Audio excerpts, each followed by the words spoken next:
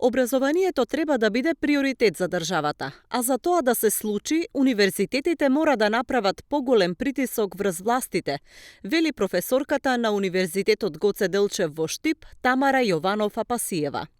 Таа смета дека државата има пари да го направи тоа ако сака високо на листата на приоритети да го постави образованието, бидејќи во буџетите има голем број ставки со непродуктивни трошења. Но единствената разлика тука ја прави начинот на кој што ние тие пари ќе ги потрошиме. Имавме пред известно време ние еден наш докторант кој што си го одбрани успешно докторскиот труд и токму се занимаваше со проблематиката на инвестирање во човечкиот капитал како начин и фактор за развој на општеството, и истражувањата покажаа дека тоа е еден од клучните фактори на влијание за развој на општеството на долг рок.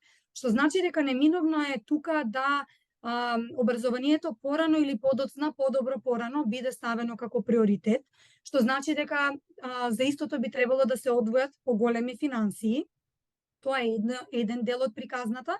Другиот дел од приказната е дека државата и покрај тоа што станува збор за јавни институции, во известна смисла треба да ги ослободи малку од своите стеги и да им даде едно повисоко ниво на автономија, нормално паралелно на тоа и со повисоко ниво на контрола и следење на резултатите и работењето на тие институции, но да им дозволи на универзитетите да управуваат со ресурсите и да ги набавуваат ресурсите кои што им се потребни. Ако ние одиме во недоглед со барање на согласности, чекање на тие согласности со месеци, понекогаш и подолго време, добивање на помалку согласности за кадри, за финансии кои што ни се потребни за да функционираме нормално, известно е дека со тек на време тие институции ќе ја изгубат битката на пазарот во споредба со странските, така, во кој што се вложува. За жал, буџетот кој што се издвојува за образование во нашата држава е еден од најниските. Платите на професорите во нашата држава се едни од најниските и не одиме подалеку, говориме на ниво на регион.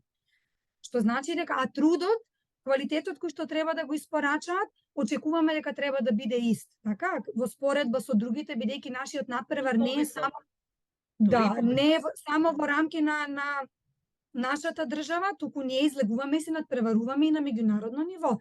Па од тука произлегуваат тие рангирања на различни бази и така, и гледаме дека нашите универзитети малку послабо котираат. Си има причина зашто тоа е така.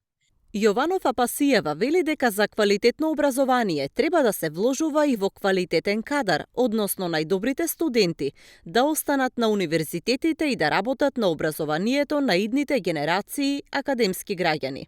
Сега, она што како да ги задржиме луѓето во процесот на образование, нужно е да се развие програма за задржување на најдобрите студенти во рамки на високообразовните институции.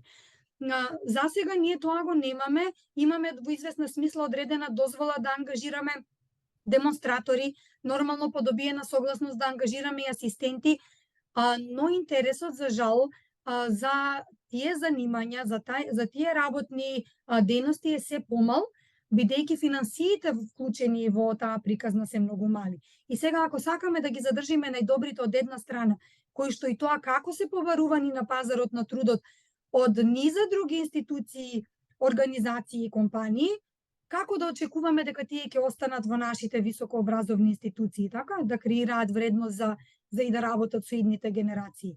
И тука ова е повеќе прашање на една висока политика, но зошто јас сум оптимист, затоа што на крај се сведува на политичка волја. Било која власт, независно кој е сега, кој ќе биде следен или во иднина, може да ги почне промените откако ќе изрази волја да го направи тоа. Еден од поголемите проблеми на македонските универзитети е и недобивањето согласности за нови вработувања, па голем број факултети остануваат без професори и асистенти.